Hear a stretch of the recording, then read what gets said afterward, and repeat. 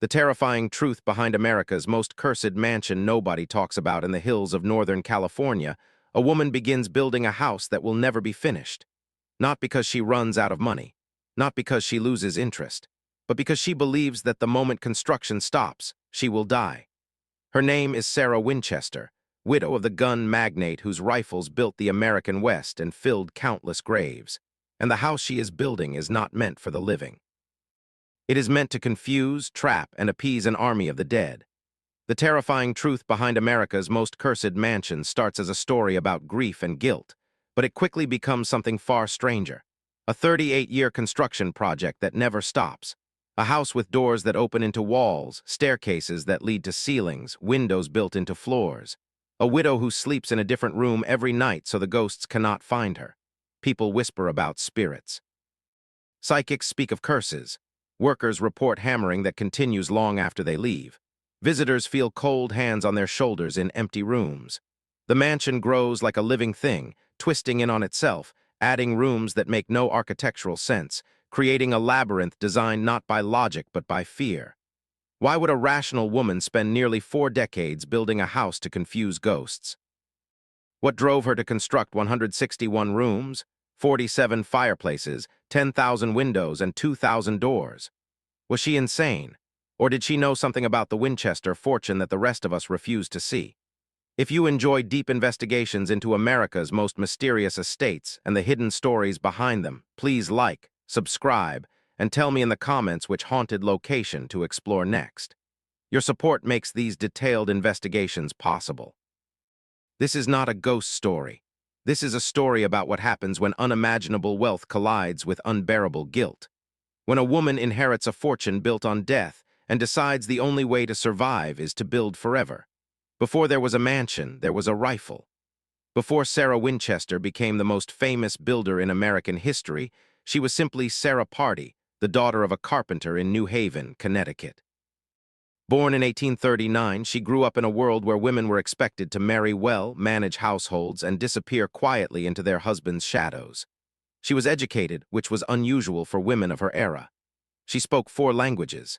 She was interested in architecture, mathematics, and design. She played piano.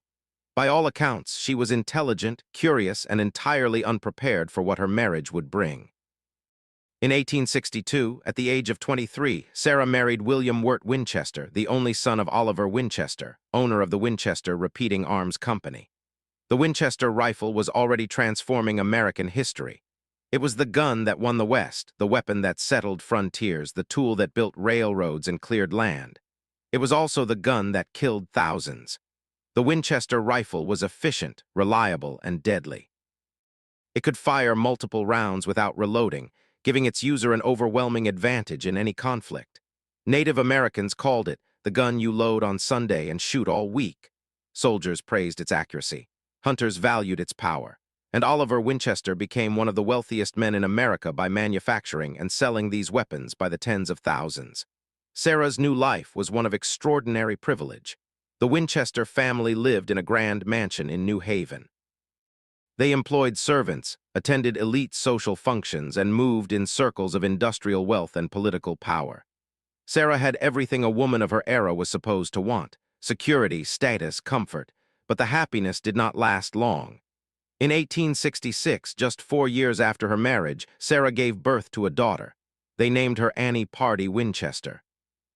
The baby was born prematurely and suffered from a condition called marasmus, a severe form of malnutrition and wasting that 19th-century medicine could neither explain nor treat. Annie died 6 weeks later. Sarah never recovered from the loss. Friends and family described her as changed, withdrawn, haunted by the brief life and swift death of her only child. She stopped attending social events. She spent long hours alone. The laughter that had once filled the Winchester household became rare and strained. Then, in 1881, William Winchester died of tuberculosis. He was 43 years old. Sarah was now a widow at 42, childless, alone, and suddenly one of the wealthiest women in America. She inherited approximately $20 million, the equivalent of over $500 million today. She also inherited a 50% stake in the Winchester Repeating Arms Company, which generated an income of roughly $1,000 per day. every single day, for the rest of her life. Most people would consider this a fortune beyond imagination. Sarah saw it as blood money. The Winchester rifle had killed thousands of Native Americans during the Indian Wars. It had been used in massacres, in conflicts over land, in the violent expansion of American territory across the continent. Soldiers used it, settlers used it, outlaws used it, and with every shot fired, the Winchester family grew richer. Now Sarah was alone with that fortune, and according to the stories that would later circulate, she began to believe that all those deaths had created something, a debt that had to be paid. The exact details of what happened next are contested. Some versions of the story say that Sarah, desperate for guidance, visited a Boston medium named Adam Coons. Others say the medium's name was different or that the consultation happened in New Haven. The specifics vary depending on who is telling the tale, but the core narrative remains consistent. Sarah, lost in grief and searching for meaning, sought out a spiritualist. Spiritualism was wildly popular in the late 19th century, especially among grieving women who had lost children or husbands. Séances, mediums, and communication with the dead were not fringe beliefs. They were mainstream practices, embraced even by wealthy, educated people. The medium, so the story goes, went into a trance and delivered a message that would shape the rest of Sarah's life. "Your family is cursed," the medium supposedly said. "The spirits of everyone killed by Winchester rifles are seeking vengeance. They took your daughter. They took your husband. And now they are coming for you. There is only one way to escape this curse.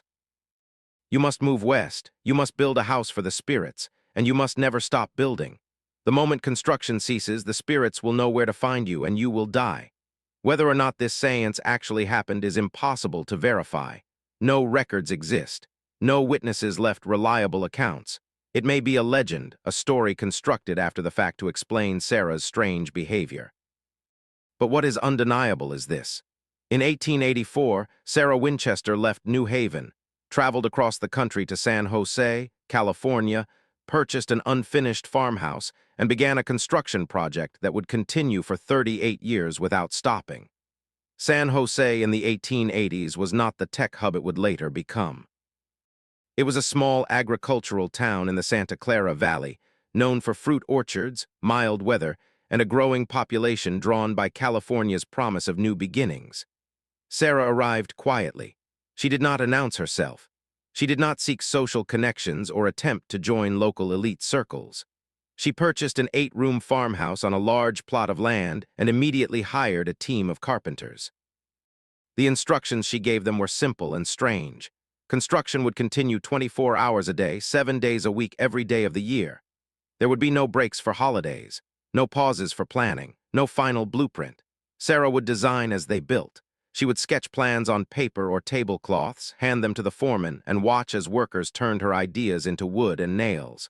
When she changed her mind, they would tear down what they had just built and start again. When she dreamed up a new addition, they would begin immediately, sometimes in the middle of the night. The workers were divided into shifts so that hammering and sawing never stopped. Day crew and night crew, rotating constantly, building a house that grew in all directions like some kind of architectural organism. At first, the changes seemed almost reasonable. Sarah added rooms, expanded the second floor, built additional wings to house servants and store her growing collection of furniture and art. The farmhouse grew into something larger, grander, more complex. But as months turned into years, the house began to lose all conventional logic. Staircases appeared that led directly into ceilings. Doors opened onto blank walls or dropped into dangerous falls. Windows were installed in floors and interior walls where they could serve no practical purpose. Chimneys rose partway and stopped without connecting to any fireplace. Hallways twisted back on themselves in loops that led nowhere. Some rooms were built, sealed off, and never used. Others were designed with beautiful craftsmanship, only to be covered over and forgotten. Secret passages ran behind walls. Trapdoors dropped into hidden spaces. Entire sections of the mansion became inaccessible, locked away, and abandoned as construction moved in new directions. From the outside, the house looked chaotic. No symmetry, no unifying style. It spread across the property in a sprawling, disorganized mass. Towers rose at odd angles. Roofs sloped in unpredictable directions. The mansion seemed less like a single building and more like a collision of dozens of different houses stitched together by someone who had never studied architecture. But Sarah had studied architecture, at least informally. She understood design principles. She knew about proportion, balance, and structure. The chaos of the Winchester Mystery House was not the result of ignorance. It was intentional. The locals began to talk. In a small town like San Jose, a wealthy widow building a never-ending mansion could not go unnoticed. Workers told stories about Sarah's odd instructions. Neighbors watched the house grow and twist. Rumors spread. Some said she was communicating with spirits every night in a séance room built at the center of the mansion. Others claimed she slept in a different bedroom each night, moving through the house to avoid the ghosts that hunted her. A few insisted they heard hammering at night even when no workers were on site, as if invisible hands were continuing the construction. Sarah did nothing to stop the gossip. She rarely left the property. She avoided interviews, refused visitors, and kept her personal life intensely private. The only people who saw her regularly were her staff, her foreman, and the rotating shifts of carpenters who built her endless maze. What was she thinking during those early years? What drove her to pour her fortune into this strange, sprawling, illogical structure? One theory, the one most often repeated, is that Sarah genuinely believed she was haunted, that she accepted the medium's warning and dedicated her life to appeasing the spirits of everyone killed by Winchester rifles. Every door, every staircase, every window was built to confuse the dead, to trap them in loops, to prevent them from reaching her. Another theory is that Sarah was simply eccentric. Wealthy, grieving, and unconstrained by social expectations, she built the house as a distraction, a project to fill her days and give her life structure after losing her husband and child. The strange architecture was not supernatural defense but personal expression, the work of a brilliant mind untethered from convention. A third possibility is darker, that Sarah was consumed by guilt, that she understood better than anyone that the Winchester fortune was built on mass death.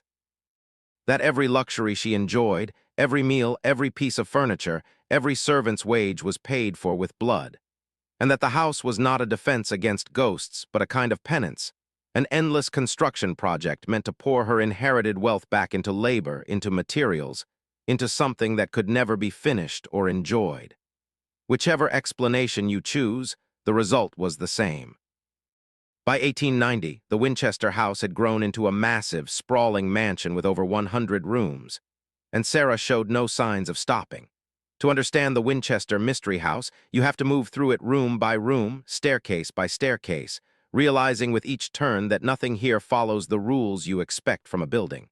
Start at one of the main entrances. The front door is beautiful, crafted from expensive wood with intricate carvings. You step inside expecting a grand foyer, a sweeping staircase, the kind of entrance that announces wealth and welcomes guests.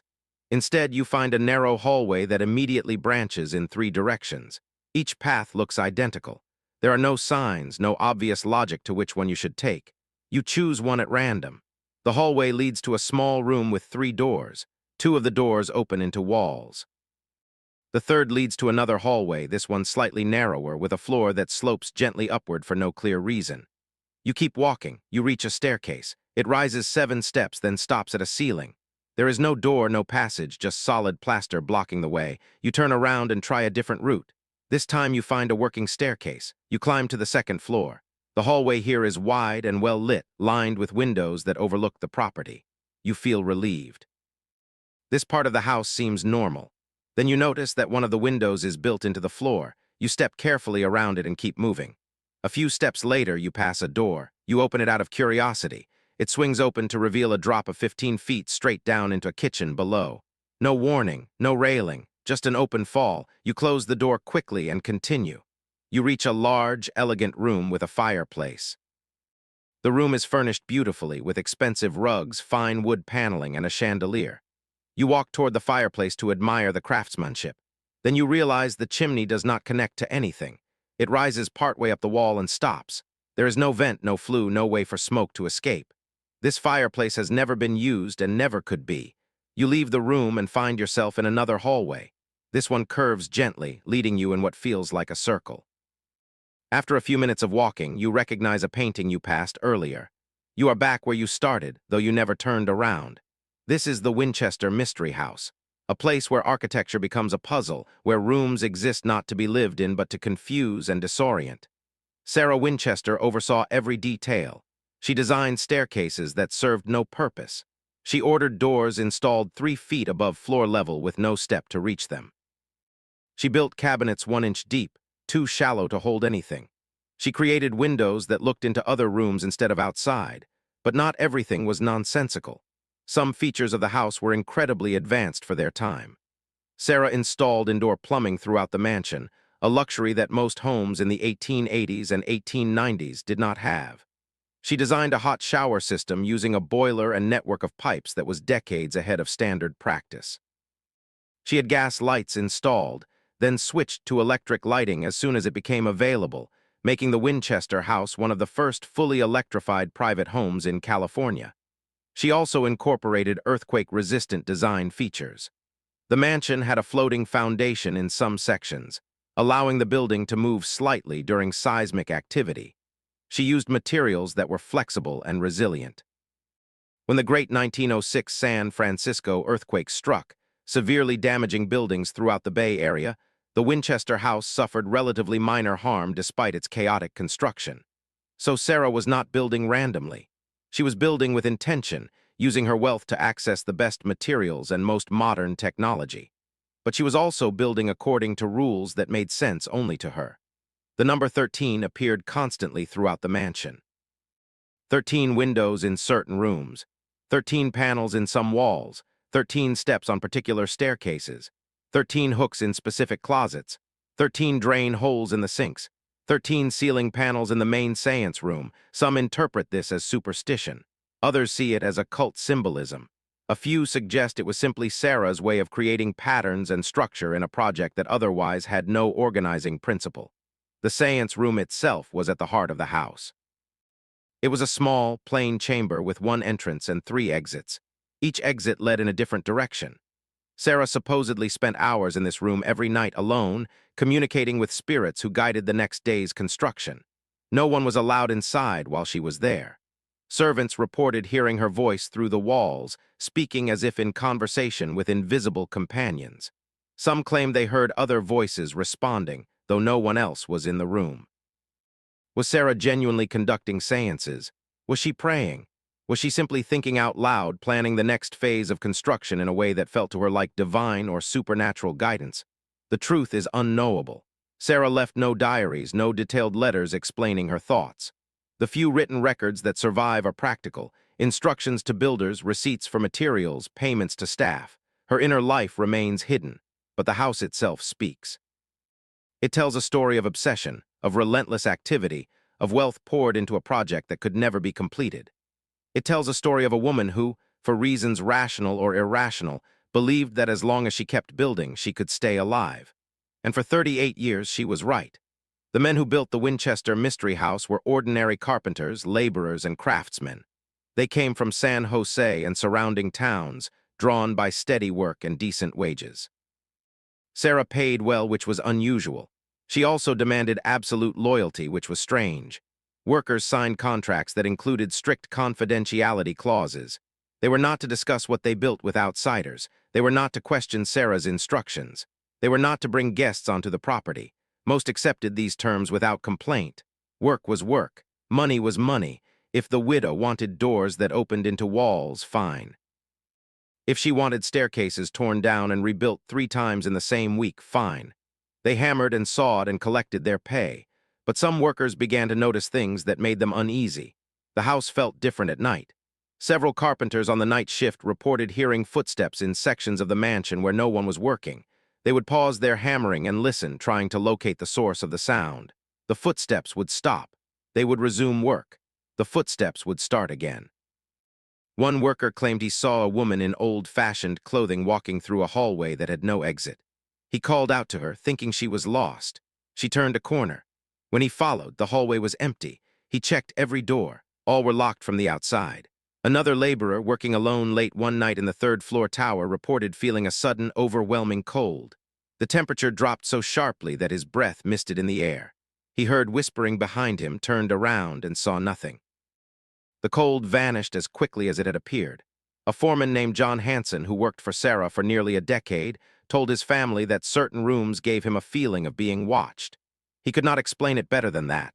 just the sense that someone or something was observing him while he worked. He started avoiding those rooms when possible, sending other workers instead. Not everyone experienced these things. Some men worked at the mansion for years without noticing anything unusual. They dismissed the stories as superstition, nerves, or the result of working long hours in a confusing, disorienting building. But the stories persisted. And as the house grew larger, as more sections were sealed off and abandoned, as the maze became more complex, the reports became more frequent. One event in particular spread through the entire crew and became part of local legend. In 1898, a carpenter named Thomas Riley was working in a newly constructed section of the second floor. He was installing a door frame when he heard a child laughing. It was faint but distinct, the sound of a young girl playing. Riley stopped working and listened. The laughter came again, closer this time. He walked toward the sound, following it down a hallway and into a room that was still under construction, walls unfinished, floor covered in sawdust. The room was empty, no child, no one at all, but the laughter continued, now seeming to come from the walls themselves. Riley left the room, unnerved. He told the other workers. A few went with him to investigate. They stood in the room together, silent, listening. Nothing. The house was quiet. Riley refused to work in that section of the mansion again. He requested reassignment to a different area. The foreman agreed without argument, as if he understood. Years later, after Sarah's death, people learned that the room Riley had been working in was directly above the space Sarah had designated as a memorial to her daughter Annie. Coincidence, skeptics said, the power of suggestion. But Riley never changed his story. He heard a child laughing in an empty house, and he believed until the day he died that the Winchester mansion was haunted. Sarah herself seemed to believe it too. She moved through the house like someone navigating a minefield. She slept in a different bedroom every night, rotating through more than a dozen rooms. Servants prepared multiple bedrooms each evening, never knowing which one she would choose. She walked the hallways with purpose, often taking routes that made no logical sense, doubling back, passing through rooms with multiple doors, avoiding certain areas entirely. Staff members speculated that she was following a pattern only she understood, a map designed to keep her safe from whatever she feared. She also performed small rituals. At midnight, she would ring a bell, signaling the start of her nightly séance. At 2:00 a.m., she would ring it again, marking the end. No one was allowed in the séance room between those bells. After these sessions, she would emerge and sometimes give new instructions for construction. A window here, a staircase there, a room to be sealed off permanently. The workers would carry out her orders the next day, no questions asked. One former servant, Henrietta Sivra, worked at the mansion for several years in the early 1900s. After leaving, she gave a rare interview to a local newspaper. She described Sarah as kind but intensely private. She said the widow genuinely believed she was communicating with spirits. She told me once that the house must never be finished, Henrietta recalled. She said that as long as construction continued, she would be safe. I asked her safe from what? She smiled and said, from those who deserve revenge. That phrase, those who deserve revenge, reveals more than Sarah perhaps intended. It suggests she understood that the Winchester fortune was not simply inherited wealth. It was compensation for death. Payment for bullets fired, for lives ended, for violence done in the name of progress and profit. Whether or not Sarah believed in literal ghosts is almost beside the point. She believed in guilt. She believed in debt. And she believed that her only path to redemption, or at least survival, was to spend her fortune as quickly as she inherited it, pouring it into an endless construction project that could never be finished. And so the hammering continued year after year, decade after decade. The mansion grew. The maze deepened, and Sarah Winchester walked its halls, alone, wealthy, and haunted. April 18, 1906. 5:12 a.m., a massive earthquake strikes the San Francisco Bay Area. The ground shakes for nearly a minute. Buildings collapse, fires break out across the city, over 3,000 people die, hundreds of thousands are left homeless. The disaster reshapes California history. At the Winchester mansion, Sarah is asleep in one of her rotating bedrooms when the shaking begins. The house groans and sways, plaster cracks, glass shatters, furniture slides across floors. She hears timbers snapping, walls buckling, the entire structure convulsing as the earth moves beneath it. She tries to leave the room. The door is jammed. She pushes, pulls, throws her weight against it. It will not open. She is trapped in a bedroom in a house that is tearing itself apart. Servants on the lower floors scramble outside as parts of the mansion collapse around them. A newly constructed 7-story tower, the tallest section of the house, crumbles and crashes down. Chimneys topple. Windows explode outward. Entire sections of the mansion shift on their foundations, but the house does not fully collapse. Despite its chaotic design, despite the lack of any coherent architectural plan, the Winchester mansion survives. Workers later attribute this to Sarah's construction methods. She had insisted on using materials that could flex and shift. She had incorporated design features that allowed the building to move during seismic activity. Whether she planned for this or simply got lucky is unclear. Either way, the mansion holds. Sarah, still trapped in the bedroom, eventually escapes through a window. She climbs out onto a section of collapsed roof, then down to the ground. She is shaken, bruised, terrified, but alive. She walks through the wreckage. The 7-story tower, the grandest part of the mansion, is gone. Entire wings are damaged beyond repair. Rooms that took years to build are now piles of rubble, decades of construction erased in less than a minute. Most people would take this as a sign. Rebuild elsewhere, start over in a safer location. Leave the cursed property behind. Sarah does the opposite. She orders the damaged sections sealed off permanently. The ruins of the 7-story tower are boarded up and left as they fell. Entire floors are closed off, their doors nailed shut, their windows covered. She declares these areas too dangerous to repair. But here is the strange part. Instead of abandoning the damaged sections, she interprets the earthquake as a message from the spirits. She believes they are angry that she built upward. The 7-story tower, the most visible and ambitious part of the mansion, drew too much attention. It violated the rule of staying hidden, staying low, staying lost in the maze. So from 1906 onward, Sarah focuses her construction on the ground floor. She stops building towers. She adds rooms horizontally, spreading the mansion outward instead of upward. She makes the maze more complex, more confusing, more impossible to navigate. The earthquake also seems to intensify Sarah's fear. Servants notice that she becomes even more reclusive. She stops leaving the property entirely. She orders higher walls built around the estate. She increases security. She sleeps in different rooms more frequently, sometimes changing beds 2 or 3 times in a single night. And the construction accelerates. More workers are hired. The hammering grows louder. Sarah drives the project forward with renewed urgency, as if the earthquake reminded her that time is not infinite, that death is always close, that the only way to stay ahead of it is to build faster. Neighbors report hearing construction sounds at all hours. The noise complaints increase. Local officials are petitioned to intervene, but Sarah's wealth protects her. She pays fines when necessary. She makes donations to city projects. The construction continues. By 1910, the mansion has grown to over 160 rooms. The property includes multiple gardens, greenhouses, a working farm, and outbuildings scattered across several acres. It is one of the largest private residences in California.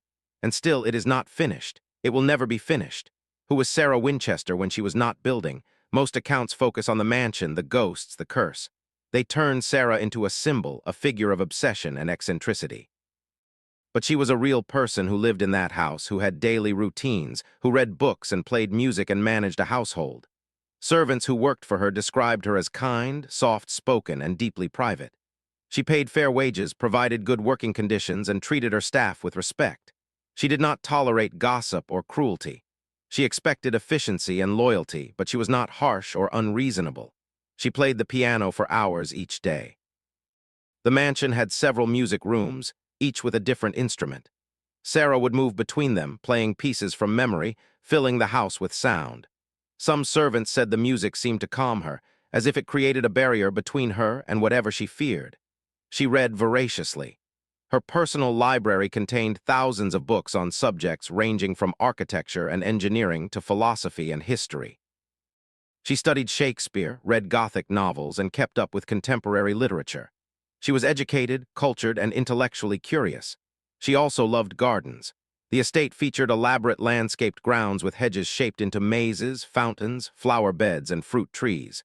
Sarah spent hours walking these gardens, sometimes alone, sometimes accompanied by a single trusted servant. Gardening seemed to bring her peace in a way that the interior of the mansion did not. But she was also deeply isolated. She had no close friends. She rarely wrote letters. She did not attend social events or receive visitors. Her only regular human contact was with her staff, and even then she maintained strict boundaries. Her family in New Haven tried to stay in touch, but Sarah withdrew from them over the years. She sent money occasionally, but avoided personal visits. Her sister-in-law made a trip to California in the 1890s, hoping to persuade Sarah to return east. The visit lasted less than a week. Sarah refused to leave the mansion. Why this isolation? Was it fear of judgment, fear of the ghost she believed haunted her, or simply the natural result of living in a house designed to confuse and separate? Perhaps all three. Sarah's appearance also became part of the legend. Photographs from her later years show a small, frail woman dressed in black, her face deeply lined, her expression serious. She wore widow's mourning clothes for decades, long after the expected period of grief had passed. She moved slowly, often using a cane. She appeared much older than her actual age. Some attributed this to the stress of her endless building project. Others suggested it was the weight of guilt, the psychological toll of believing herself haunted by thousands of angry spirits. A few speculated that she suffered from undiagnosed illness, possibly arthritis or other chronic conditions that Victorian medicine could not effectively treat. But despite her physical frailty, her mind remained sharp.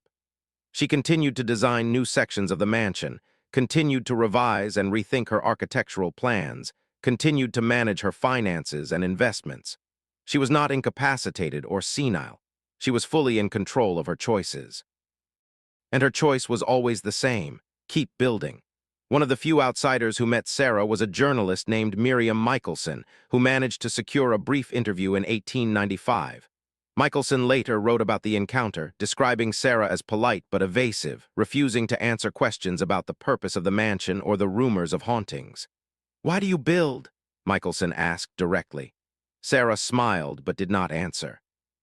She changed the subject, asked about Michelson's work, and offered tea. The interview ended without Sarah revealing anything meaningful, but one detail from that meeting stayed with Michelson. At one point, as they walked through a hallway lined with doors, Sarah paused in front of one that was nailed shut. "This room will never be opened again," Sarah said quietly. "Why?" Michelson asked. "Because some doors are better left closed." Michelson did not press further. But years later, she wondered what was behind that door. An unfinished room, a personal memorial, or something Sarah simply could not bear to face. The truth is that Sarah Winchester lived in a house full of closed doors, literal and metaphorical. She closed herself off from the world, from her past, from the possibility of a different life. She poured her wealth and energy into a project that isolated her further with every room she added. And perhaps that was the point. Perhaps the maze was not built to trap ghosts, but to create distance between Sarah and the life she had lost, the daughter who died, the husband who followed, the fortune that came at such a terrible cost. Building allowed her to forget, or at least to delay remembering. If you walk through the Winchester Mystery House today, you will notice the number 13 everywhere. It is woven into the architecture like a thread running through every room, every hallway, every staircase. 13 windows in certain rooms. 13 steps on many staircases. 13 panels in ceilings and walls. 13 hooks in closets. 13 panes of glass in specific windows. 13 drain holes in sinks. Some dismiss this as coincidence. Others see it as obsessive-compulsive behavior. But many believe it was intentional, a deliberate pattern Sarah embedded into the house as part of her communication with the spirits. The number 13 has deep roots in superstition and occult symbolism. In Christian tradition, it is associated with the Last Supper and betrayal. In tarot, the 13th card of the major arcana is death. In numerology, 13 is considered a number of transformation, endings, and new beginnings.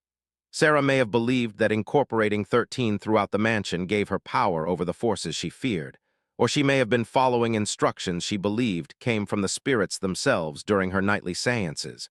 But 13 was not the only number that mattered. The house also contains patterns related to other numbers with occult significance. Certain staircases have 42 steps, then reset and climb another 42. Some researchers point out that 42 is associated with transformation in mystical traditions. Others note that it simply may have been the most practical number of steps for the space Sarah had available. Windows often come in groups of 5. 5 pointed stars, or pentagrams, appear in stained glass designs throughout the mansion. 5 is significant in many spiritual traditions, representing protection, balance, and the elements. The séance room itself is said to contain symbolic architecture. It has one entrance but three exits, representing the Trinity or the intersection of past, present, and future. The walls are painted in specific colors that some occultists claim have protective properties. But here is the question. Did Sarah design all of this based on genuine occult knowledge, or did she create it based on her own understanding, cobbled together from books, spiritualist pamphlets, and conversations with mediums? The answer is probably a mix of both. Sarah was educated and had access to a vast library. She could have studied numerology, symbolism, and mysticism in depth. She also lived in an era when spiritualism and occultism were widely practiced and discussed. The seances she attended before moving to California would have exposed her to common spiritual beliefs of the time. The mediums she consulted would have taught her about protective symbols, meaningful numbers, and ways to communicate with the dead.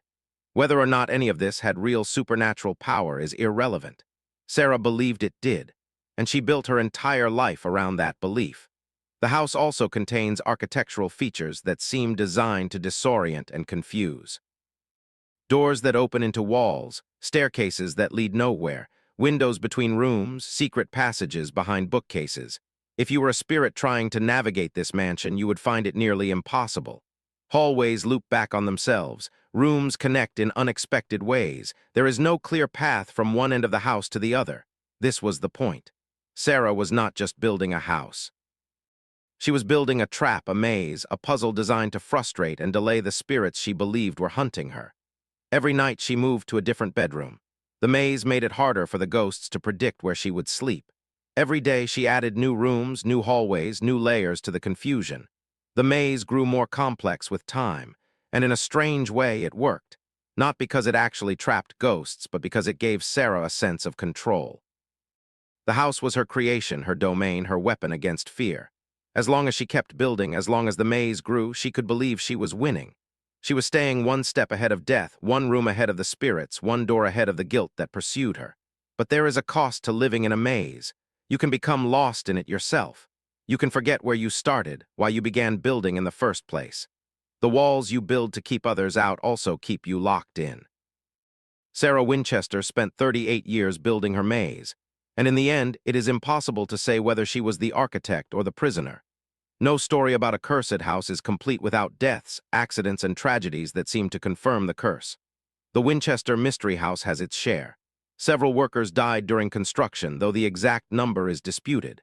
Falls from scaffolding, accidents with tools, injuries that became infected and led to death in an era before antibiotics. These deaths were not unusual for a construction site of this scale operating continuously for nearly 4 decades. But the circumstances of some accidents felt strange to those who witnessed them. In 1891, a carpenter named Michael O'Leary fell from a second-story platform and broke his neck. He died instantly.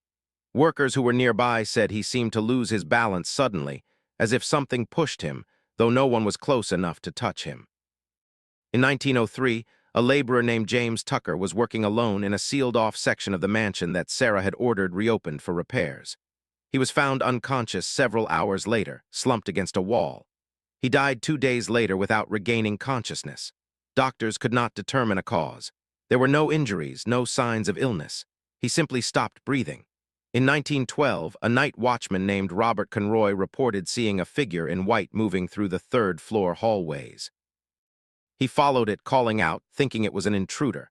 The figure vanished into a room. Conroy entered and found the room empty. There was only one door, and he had been standing in it the entire time. Conroy quit the next day. He told the foreman he would not spend another night in that house. When pressed for details, he would only say, "There are things in there that should not be." Servants also experienced unexplained events.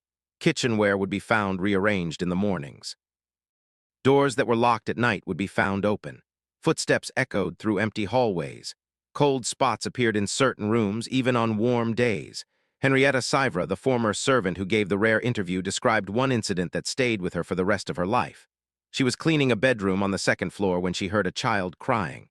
The sound was faint but unmistakable. She followed it to a small, unfurnished room that Sarah had ordered sealed years earlier. The door was ajar. Henrietta pushed it open. The room was empty, dusty, unused, but the crying continued, now seeming to come from the walls themselves.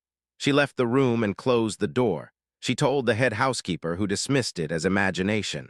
But Henrietta never forgot the sound. She described it as heartbroken, inconsolable, the kind of crying that comes from a loss too deep for comfort. Years later, after Sarah's death, people speculated that the room was near the area Sarah had designated as a memorial to her daughter Annie. Coincidence, skeptics said. Acoustics, others suggested. Old houses make strange sounds, but Henrietta never changed her story.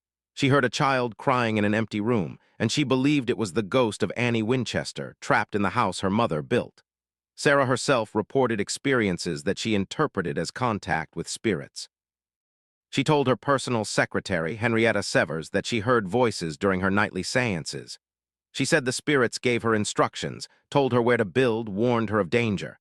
Whether these were genuine paranormal experiences, auditory hallucinations, or Sarah's way of processing grief and guilt, the result was the same. She believed she was haunted, and she lived accordingly. But the most significant death connected to the Winchester mansion was Sarah's own. September Chapter 5, 1922.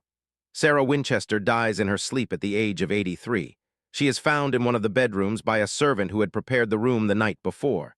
There is no sign of struggle, no indication of pain. She simply went to sleep and did not wake up.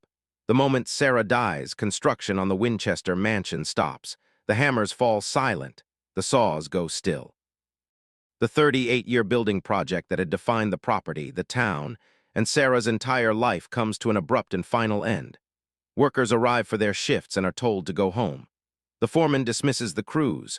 Tools are packed away. Scaffolding is dismantled. Within hours, the sounds that had echoed across the property for nearly 4 decades vanish completely. For people in San Jose who had lived their entire lives hearing the distant hammering from the Winchester estate, the silence is eerie. The rhythm that had become part of the town's daily life is gone. The mansion, for the first time since 1884, is truly still. Sarah's death is not unexpected. She is 83, frail, and has been in declining health for years. But the timing feels significant to those who knew her story. She had said that construction must never stop. She had believed that the moment the building ended, she would die. And that is exactly what happened. Some see this as proof of the curse. Others call it coincidence. Sarah was old. Death was inevitable. The fact that construction stopped when she died is not mysterious. She was the one funding and directing the project. Of course it ended when she did. But the symmetry is impossible to ignore. For 38 years, Sarah poured her fortune into building. And the moment the building stopped, her life stopped too. Her will reveals the extent of her wealth. Despite spending an estimated $5.5 million on construction over nearly 4 decades, the equivalent of over $80 million today, she still left a substantial estate. Her niece inherited most of it, along with instructions to maintain the property but not to continue construction. The mansion is appraised, inventoried, and prepared for sale. What appraisers find inside is astonishing. Furniture worth hundreds of thousands of dollars. Art, rugs, crystal, silver. Rooms filled with expensive possessions that Sarah had purchased over the years but never fully used. But they also find strangeness. Entire sections of the house are sealed and locked. Staircases that lead nowhere, doors that open into walls, rooms stacked with furniture covered in dust, untouched for decades, and they find evidence of the séance room. The small chamber at the heart of the mansion, plain and unadorned, with 3 exits and 1 entrance. There is no furniture inside except for a single chair. The walls are bare, the floor is clean. This was the room where Sarah spent hours every night. This was the room where she claimed to communicate with spirits. This was the center of her world, and now it is empty. In 1923, less than a year after Sarah's death, the Winchester Mystery House is sold at auction. The buyer is a group of investors who see potential in turning the mansion into a tourist attraction. They are right. The house is already famous. Stories about the widow, the ghosts, the endless construction have spread across California and beyond. People are curious. They want to see the maze, walk the staircases to nowhere, stand in the rooms where Sarah conducted her séances. The investors begin offering public tour. The response is immediate and overwhelming. Thousands of people visit in the first year alone. They come from across the country, drawn by the legend of the cursed mansion. Tour guides develop a narrative that emphasizes the supernatural. They tell stories about Sarah's belief in ghosts, about the séances, about the number 13, about workers who heard footsteps and voices. They describe the house as haunted, cursed, filled with restless spirits. Some of this is exaggeration, some is folklore, but some is rooted in the genuine strangeness of the place. The architecture itself is disorienting. Walking through the mansion, even with a guide, feels unsettling. Doors open into walls. Staircases climb toward ceilings. Windows look into other rooms. The layout defies logic. Visitors report feeling watched. Some claim to see shadows moving in peripheral vision. Others describe sudden cold spots or feelings of unease in certain rooms. Skeptics attribute these experiences to suggestion, to the stories told by guides, to the power of expectation. But the reports are consistent across decades. People who know nothing about the house's history walk through and feel uncomfortable. They describe the same rooms as unsettling. They notice the same architectural features as disturbing.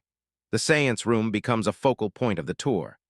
Guides describe Sarah's nightly rituals, her belief that spirits directed the construction, her fear that stopping would mean death.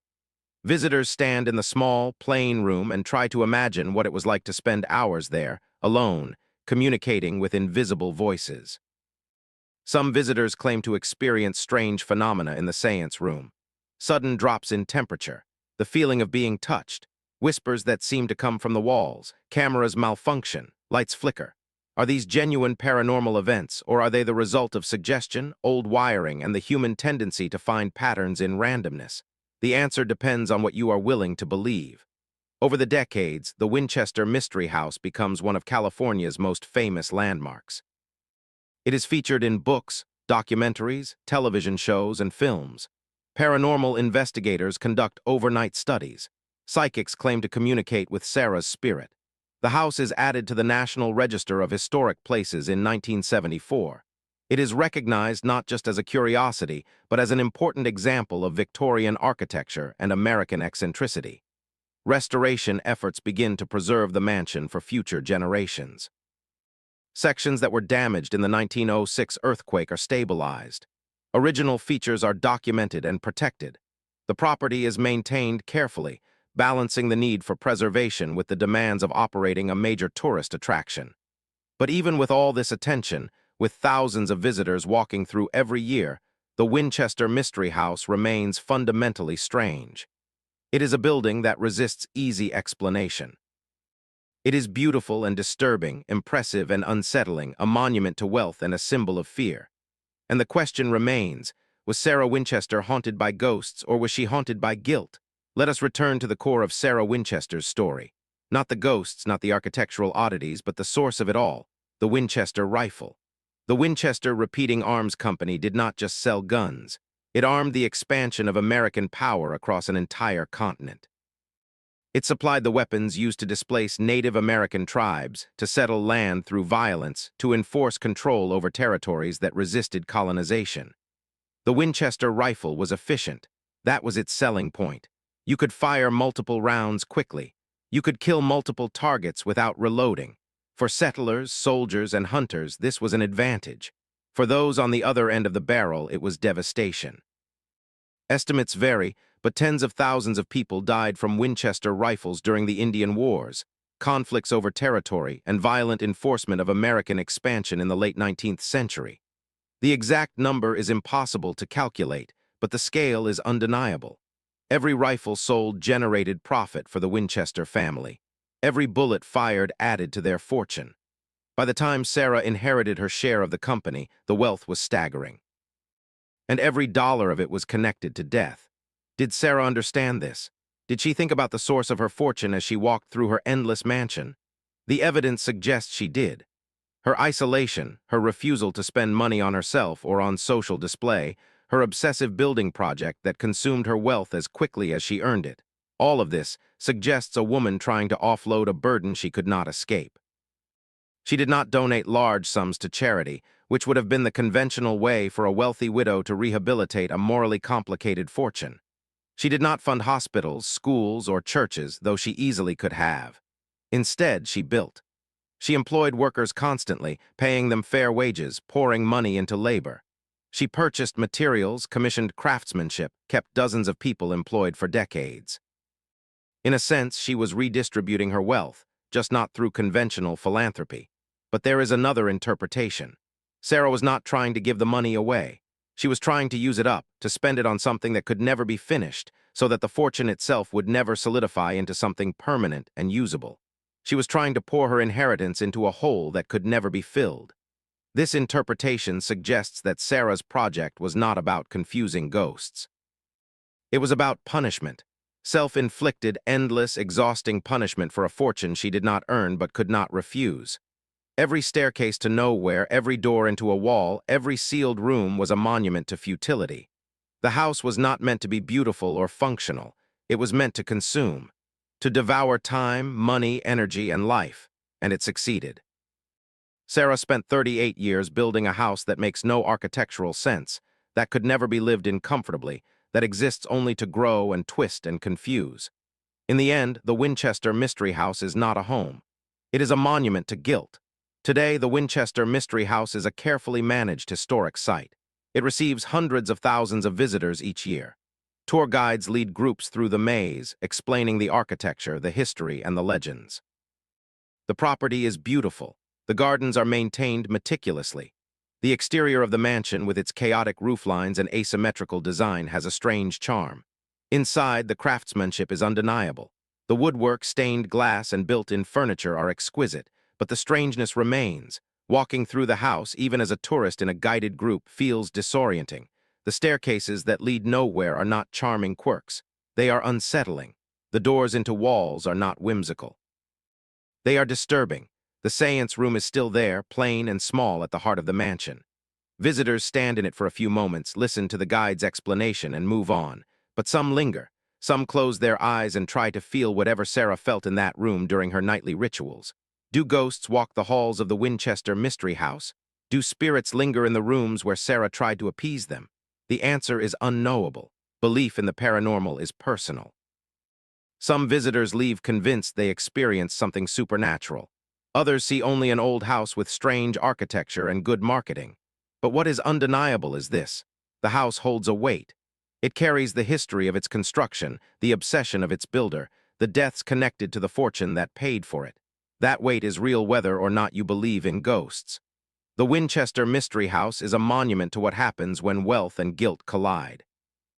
It is a reminder that money has a source, that fortunes are not neutral, that comfort and luxury often rest on foundations of violence and exploitation. Sarah Winchester could have lived a conventional life. She could have remarried, donated her money, moved into a normal house, and faded into history as just another wealthy widow. Instead, she built a maze. She spent 38 years constructing a monument to her fear, her guilt, her refusal to simply enjoy the fortune she inherited. And in doing so, she created one of the most fascinating and disturbing landmarks in American history. The title promised a cursed mansion, a house haunted by the spirits of those killed by Winchester rifles, a widow driven mad by guilt and supernatural terror, a building that trapped souls and defied logic. And in a sense, all of that is true. The Winchester Mystery House is cursed, but not by ghosts. It is cursed by the weight of history, by the knowledge of where the money came from, by the inescapable reality that Sarah's fortune was built on mass death. Was Sarah haunted? Yes, but perhaps not by literal spirits. She was haunted by awareness, by the understanding that her comfort came at a terrible cost, by the guilt of inheriting wealth she did not earn and could not morally justify. The house she built was not a defense against ghosts. It was a physical manifestation of her internal state. Chaotic, maze-like, endless, exhausting. A structure that consumed everything, gave nothing back, and could never be completed. Sarah's choice was not to live in a cursed house. Her choice was to build one. She could have left the money untouched. She could have lived modestly and ignored the source of her wealth, as many people in her position did and still do. She could have convinced herself that the rifle was just a tool, that the violence was not her responsibility, that she bore no guilt for deaths caused by weapons her family manufactured. But she did not do that. She acknowledged the weight. She carried it. And she tried, in her own strange way, to respond to it. The Winchester Mystery House is not a ghost story. It is a story about what we do with inherited wealth, with historical guilt, with the knowledge that our comfort often rests on someone else's suffering. Sarah Winchester's answer was to build, to spend, to create something so confusing and exhausting that it consumed her entirely. To live inside a monument to her own guilt for 38 years until the day she died. Was this wisdom or madness? Was it courage or obsession? Was it penance or punishment? Perhaps it was all of these things at once. Perhaps the house, like Sarah herself, contains contradictions that cannot be resolved. The sun sets over the Winchester Mystery House. The tour ends. The gates close. Visitors return to their cars, their hotels, their lives, but the questions remain. What would you do if you inherited a fortune built on violence? Would you acknowledge the source, or would you look away? Would you try to make amends, or would you simply enjoy the comfort? Sarah Winchester did not look away.